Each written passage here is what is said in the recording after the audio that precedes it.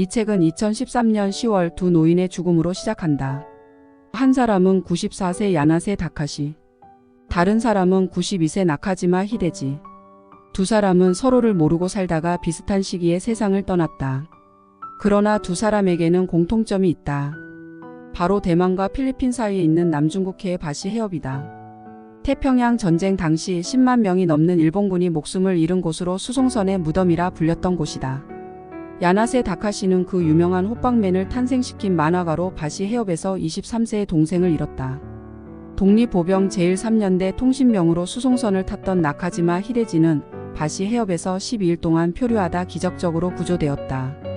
그는 죽은 전우들의 영혼을 달래기 위해 여생을 바쳤고 1981년 바시 해협이 내려다 보이는 언덕에 조은지라는 절을 세웠다.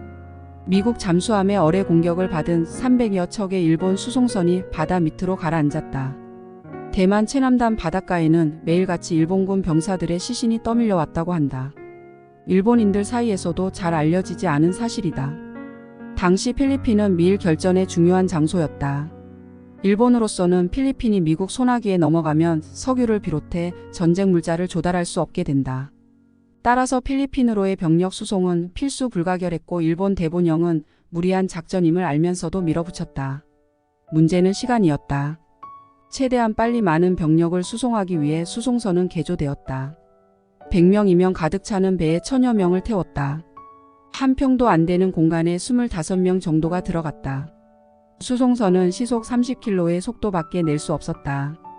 게다가 이런 함대를 호위하는 것은 느리고 공격 능력도 떨어지는 해경함이었다. 우선 후방에 있던 항모가 공격을 받아 몇 분 만에 침몰했고 항모를 잃은 함대는 여기저기로 흩어져 도망치다가 미국 잠수함의 조준 사격으로 격침당했다. 12일간의 표류 끝에 생환한 나카지마 히데지의 체험담. 바다에 던져진 지 몇 시간 후 뗏목에 도착했을 때 50명 정도의 동료가 있었다. 첫날 밤은 파도가 거세서 파도에 휩쓸려가는 동료들이 많았다. 사흘째 되는 날 파도가 잔잔해졌다.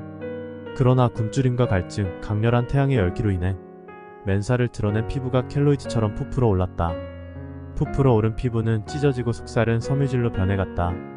작은 물고기가 끊임없이 상처를 물어뜯었고 언제 상어한테 잡아먹힐지 몰라 두려움에 떨었다. 공포로 인한 정신착란, 피로와 쇠약으로 인한 열병으로 동료들은 하나둘씩 죽어갔다. 몸에 경련이 일어나 바닷속으로 가라앉는 사람, 미친듯이 소리를 지르며 스스로 바다로 뛰어드는 사람이 줄을 이었다. 그리고 7일째 되는 날 드디어 둘만 남았다. 한 명이 방금 죽은 동료의 시체를 보고 간을 먹자고 했다. 먹을 수 있는 거라면 무엇이든 먹어 치우겠다는 헛된 욕망으로 가득한 순간이었다. 하지만 역시나 아직 남아있던 이성이 그것을 억제했다. 나는 괜찮다고 말하고 잠이 들었다. 정신을 차려보니 동료의 시신이 보이지 않았다. 나는 주위를 두리번거렸다. 바로 그때 뭐야? 남았으면 나도 줘. 말이 무심코 터져나왔다. 아마 그 친구가 죽은 사람의 간이라며 건넸다면 먹어치웠을 것이다. 나는 그때 지금까지 옳다고 믿어왔던 도덕관, 윤리관, 이성조차도 이런 상황에서는 쉽게 무너질 수 있음을 뼈저리게 느꼈다. 우리는 기적적으로 구조되었다.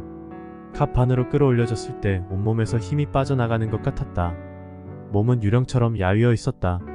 문득 옆을 보니 동료는 지금까지 기력만으로 살아왔던 듯 어느새 숨을 쉬지 않았다. 그렇게 나는 홀로 살아남았다. 나는 그날 이후 죽은 동료들을 공양하는 것이 남은 인생의 가장 큰 목적이라고 믿어 의심치 않았다.